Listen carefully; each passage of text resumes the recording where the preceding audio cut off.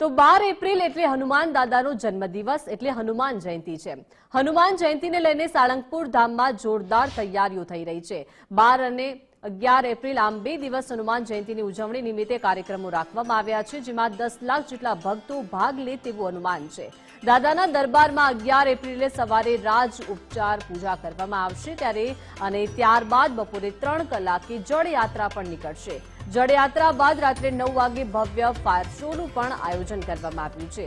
આ કાર્યક્રમમાં ગાયક જીગરદાન ગઢવીનો ભવ્ય લાઈવ કોન્સર્ટ પણ યોજાશે। તો 12 એપ્રિલ એટલે કે હનુમાન જયંતિના દિવસે વહેલી સવારે 5 વાગે મંગળા આરતી કરવામાં આવશે।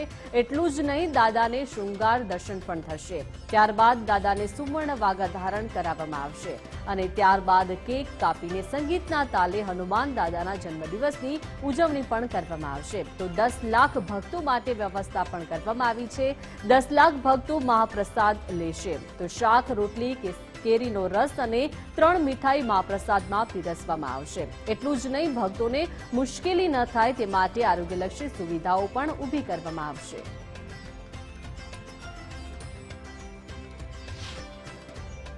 આગામી 12 તારીખના રોજ કષ્ટભંજન દાદાના સાનિધ્યમાં હનુમાન જયંતિની ભવ્યથી ભવ્ય ઉજવણી કરવામાં આવી રહી છે। તેના જ ભાગરૂપે કષ્ટભંજન ધામ એટલે કે સાળંગપુર ધામ ખાતે જે તૈયારીઓ છે તે તૈયારીઓને આખરી ઓપ આપી દેવામાં આવ્યો છે।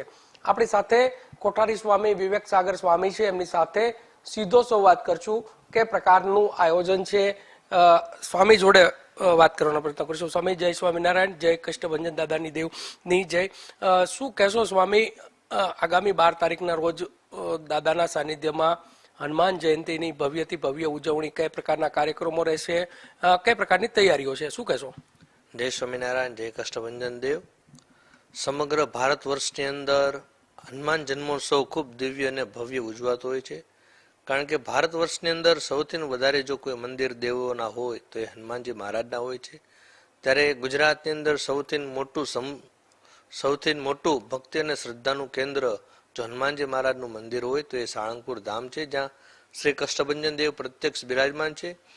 ત્યારે આ જન્મોત્સવ હનુમાનજી મહારાજનો ભક્તિસભર બની રહે એના માટે સુંદર 11 અને 12 તારીખ 2 દિવસના સુંદર આયોજનો છે। ખાસ કરીને 11 તારીખે ભગવાનનો સવારે ભવ્ય રાજોપચાર પૂજા થશે।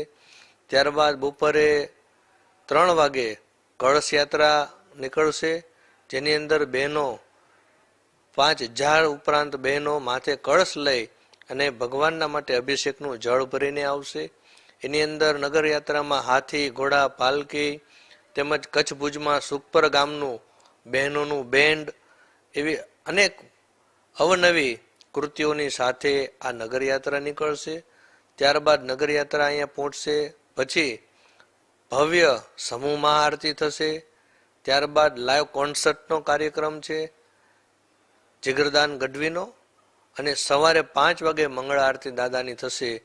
આજે ખુશીની વાત એ છે કે હનુમાન જન્મોત્સવ છે અને શનિવારનો દિવસ છે, ત્યારે વધારે લોકો અને શ્રદ્ધા સાથે અહીંયા આવનાર છે। ત્યારે વિશેષ સંસ્થાએ કેમ્પસની અંદર અલગ અલગ જગ્યાઓ પર એલઈડીના માધ્યમથી સરળતાથી દર્શન થઈ જાય એના માટે અલગ અલગ કેમ્પસમાં એલઈડીઓ પણ મૂકવાની છે।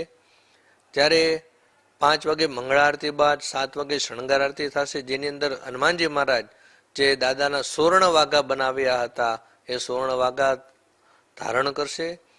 તેમજ દાદાનું પૂજન થશે, છડીનું પૂજન થશે, અભિષેક થશે, સમૂહ યજ્ઞ થશે।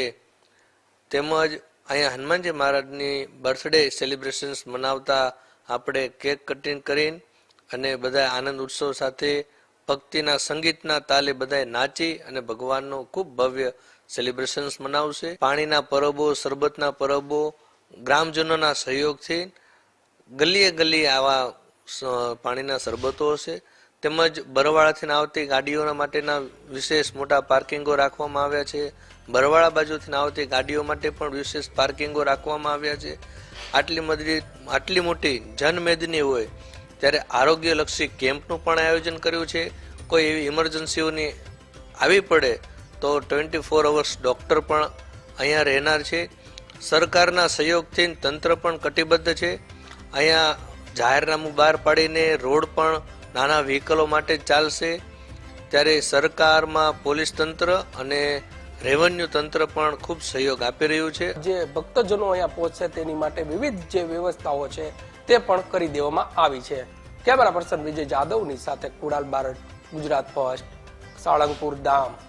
આગામી 12 તારીખના રોજ ભગવાન હનુમાનજી મહારાજની જન્મ જયંતિની જે ઉજવણી થનાર છે ને તેને લઈને જે છે તે કષ્ટભંજન દાદાના સાનિધ્યમાં ભક્તો જે છે તે ભક્તો પહોંચવાના છે ને તેને લઈને આખરી ઓપ છે તે આપવામાં આવ્યું છે. સીધા દ્રશ્યો બતાવવાના પ્રયત્ન કરશું. જે પ્રમાણે કષ્ટભંજન દાદાના દરબારમાં ભક્તો જે છે તે ભક્તો ઉજવણી કરવા માટે પહોંચનાર છે. દાદાના જન્મદિવસની જે ઉજવણી કરનાર છે ને તેને લઈને મંદિર પરિસર તરફથી પણ કહી શકાય કે જે આખરી ઓપ છે તે આપવામાં આવ્યો છે અને સાથે તરફના પણ દ્રશ્યો બતાવવાના પ્રયત્નો કરશું. જોઈ શકાય છે કે દાદાના સાનિધ્યમાં જે ભક્તો જે છે તે ભક્તોનું ઘોડાપુર છે તે અહીંયા પહોંચનાર છે ને તેને લઈને મોટી સંખ્યામાં ભક્તો જે છે તે ભક્તો અહીંયા પહોંચશે ને આ ભક્તો માટે તમામ પ્રકારની જે વ્યવસ્થા છે તે વ્યવસ્થા મંદિર પરિસર તરફથી ગોઠવવામાં આવી છે. આગામી 11 અને 12 બે દિવસ અહીંયા આગળ જે ભવ્યથી ભવ્ય જે ઉજવણી છે તે થનાર છે. દાદાના જન્મદિવસની ઉજવણીને લઈને મોટી સંખ્યામાં ભક્તો છે તે ભક્તો આવનાર છે. તેના માટે મહાપ્રસાદથી લઈ અને વિવિધ જે કાર્યક્રમો છે તે કાર્યક્રમો યોજાશે. સાથે કહી શકાય કે મોટી સંખ્યામાં જે ભક્તો આવનાર છે તેને ક્યાંય અગવડતા ના પડે તે માટે અહીંયા આગળ જે કહી શકાય કે વ્યવસ્થા છે તે વ્યવસ્થા ગોઠવવામાં આવી છે અને તમામ તૈયારીઓને આખરી ઓપ છે તે આપવામાં આવ્યો છે. કેમેરા પર્સન વિજય જાદવની સાથે કુણાલ બારડ, ગુજરાત ફર્સ્ટ, ભાવનગર.